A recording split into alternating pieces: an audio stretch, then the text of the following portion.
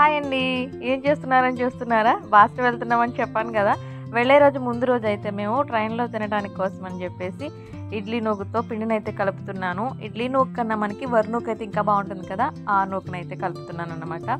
And బ్యాగ్లు అవి pack చేసేసుకున్నాము. అక్కడ మ్యాచింగ్ దండలు పెట్టుకోవడానికి మొత్తం అన్ని లగేజీలు అన్నీ అయితే సిద్ధం చేసేసుకున్నాము. గ్రైండర్లో అయితే గార్ల కోసం పప్పు నలుగుతుంది అనమాట. ఇక్కడ చూసారు కదా మా సిద్ధు చక్కగా నేను కలుపుతుంటే అది కూడా వచ్చేసింది. అండ్ ముందుగా అయితే మేము పచ్చడి అయితే చేసేసాను అనమాట. అక్కడికి నిలవ పచ్చడికి అయితే ఉడికించిన పచ్చడి అయితే బాగుంటుందని చెప్పేసి కొత్తిమీర పచ్చడి అయితే నేను చేశాను. కొత్తిమీర టమాటా చాలా బాగుంటుంది.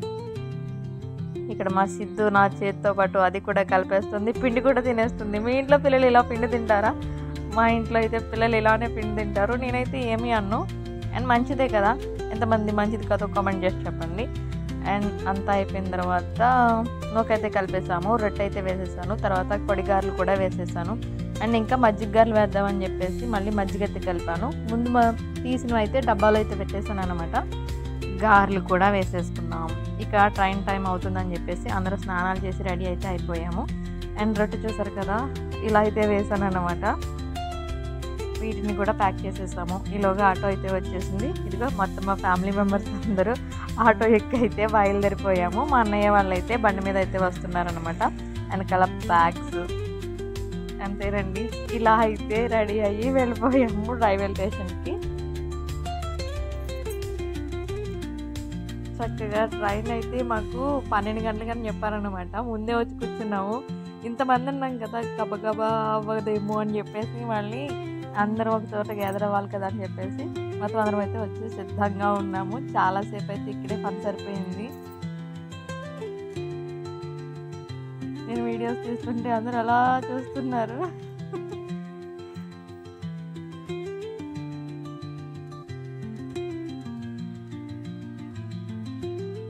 ఇంటికి ఎందుకు వెళ్తున్నామంటే బాసరా మా సిద్ధు ఉంది కదా, దానికి అక్షరాభ్యాసం చేద్దామని అయితే వెళ్తున్నాము.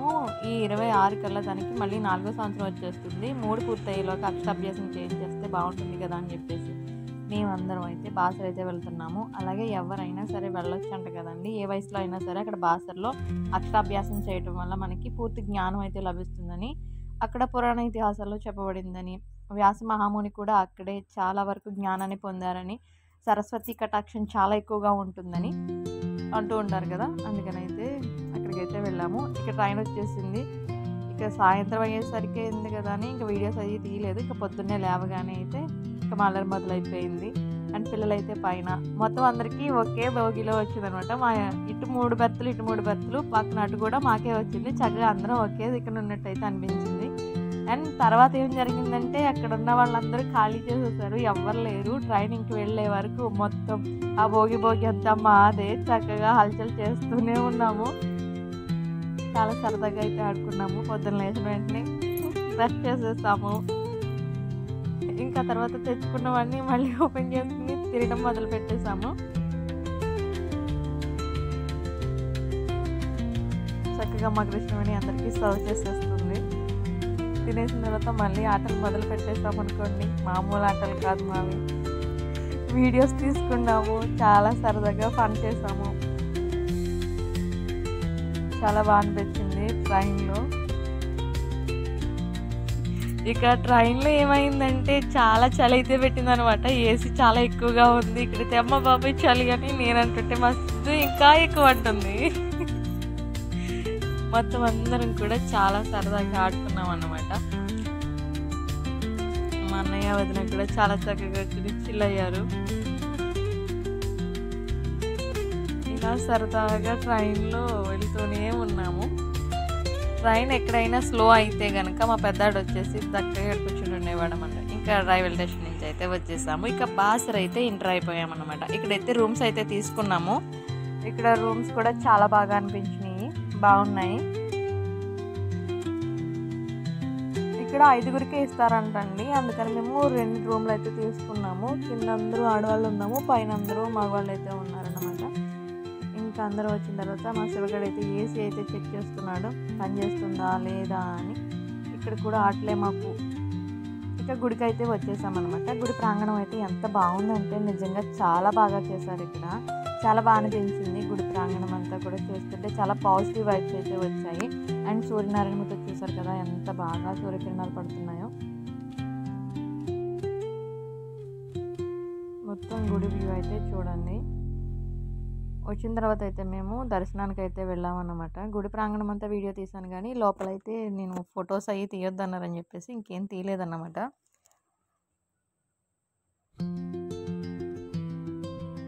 ఇది లోపల ఎంట్రీ అన్నమాట.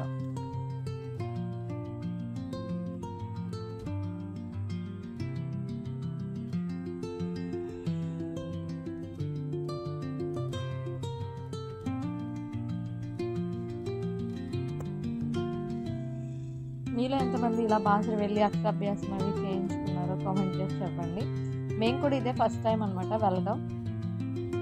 మా అమ్మ వాళ్ళ ఫ్రెండ్ చెప్పారనమాట, రత్నం ఆంటీ వాళ్ళు వెళ్తే బాగుంటుంది అని. ఇలా చక్కగా మరుసటి రోజు అయితే రెడీ అయిపోయాము. తర్వాత మరుసటి రోజు మేము గోదావరి స్నానానికి కూడా వెళ్ళామన్నమాట. అక్కడ కూడా చాలా అల్లరి చేసాము. అండ్ అక్కడ కొద్దిగా చిన్న శివలింగం ఉంటే అక్కడ కూడా పూజలు అయితే చేసుకున్నాము.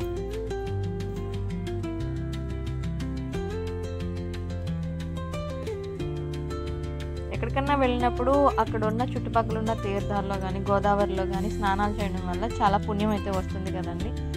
అక్కడ ఋషులు తిరిగిన ప్రదేశాలలో వాళ్ళు తిరిగాడిన ప్రాంగణంలో మనం తిరగడం కూడా చాలా పుణ్యంగా భావిస్తూ ఉంటాం కదా.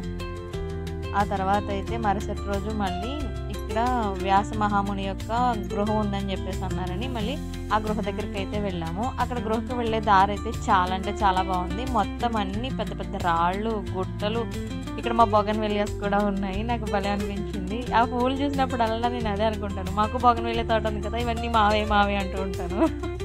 ఇక్కడ వెళ్ళే దారిలో ఎక్కడ పడితే అక్కడ బొమ్మలు ఇంకన్నీ అమ్ముతూనే ఉన్నారు. అని చూసారు కదా ఎంత పెద్ద పెద్ద రాళ్ళు ఉన్నాయో. ఇవన్నీ ఎక్కేసరికి కొద్దిగా ఆవేశం అయితే వచ్చింది. ఎక్కువ దూరం ఏం కాదు కానండి, చాలా తక్కువ దూరం, కానీ బాగుంది వ్యూ అది చూడటానికి. ఇక పైకి అయితే వచ్చేసాము. ఇక్కడ మనిషికి టికెట్ ఎంతంటే 5 రూపాయలు అయితే తీసుకుంటున్నారు. పైన ఇలా కట్టి ఇలా సెట్ చేశారనమాట. బాగుంది. గృహ కూడా చాలా చిన్నదన్నమాట. ముందైతే రత్నమాంటి అయితే వెళ్తుంది. దీన్ని చాలా లోతుగా ఉంటుందేమో అనుకున్నా, కానీ ఇలా వెళ్ళి అలా టర్న్ తిరిగితే ఇక్కడే ఉంటారు సరస్వతి అమ్మవారు, వ్యాస మహాముని కూడాను. చక్కగా గృహలో మేము వెళ్ళిన 10 మంది కూడా చక్కగా 10 మెంబర్స్ కూడా సరిగ్గా సరిపోయామన్నమాట. గృహలో దర్శనం అది చాలా బాగా జరిగినట్టయితే మాకైతే అనిపించింది. సరస్వతీదేవి కటాక్షం ప్రతి ఒక్కరికి ఉండాలని మనస్ఫూర్తిగా కోరుకుంటున్నాను. అండ్ చదువు ఒకటే కాదు, మనం సంపాదించుకున్న జ్ఞానం కూడా అంతే గొప్పది కదండి. అండ్ అంతా దర్శనాలు అవి అయిపోయిన తర్వాత ఇంకా రైల్వే స్టేషన్కి అయితే వచ్చేస్తాం. ఇది బాసర. ఇంకా ఇంటికి బయలుదేరిపోతున్నాం. కడియం.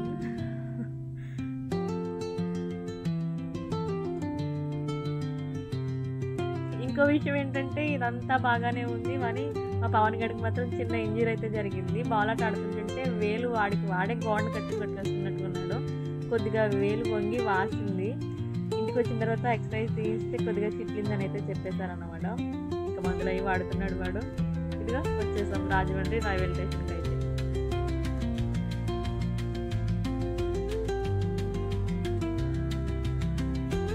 రాజమండ్రి వచ్చేసాం. ఇంటికి వచ్చిన దగ్గర నుంచి పనులు మామూలుగా ఉండవు కదా, ఇంటికైతే వచ్చేసాం. ఇంటికి వచ్చిన వెంటనే మా అమ్మ అయితే స్నానం చేసి పూజ అయితే చేసేసుకున్నాం అనమాట. మేమైతే ఇంకా బట్టలు అవి పెట్టేసుకున్నాము అని చెప్పేసి మొత్తం బట్టలు ఇప్పి సెక్షన్లోకి అయితే దిగిపోయాము. ముందు బ్యాగ్లు అయితే సర్దుకుంటాం కదా, కానీ మళ్ళీ వచ్చేటప్పుడు మనం విప్పిన బట్టలు అయితే ఉంటాయి చూడండి, అవి గుర్తుకునేసరికి అయిపోతుంది మరి టైం అంతా. ఇక బట్టలన్నీ అయితే ఉతికేసాము. ఉతికేసుకుని ఆరేసేసి మేము కూడా ఫ్రెష్ అప్ అయిపోయాము.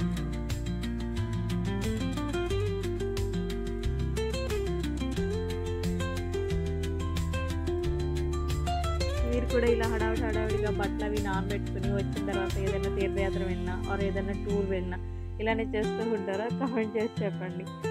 మనకి వచ్చిన తర్వాత ఇలా బట్టలు ఎత్తుకుని ఆరేసుకోవటం చాలా మామూలే కదా. ఇది ఈ బాసరా వీడియో అయితే.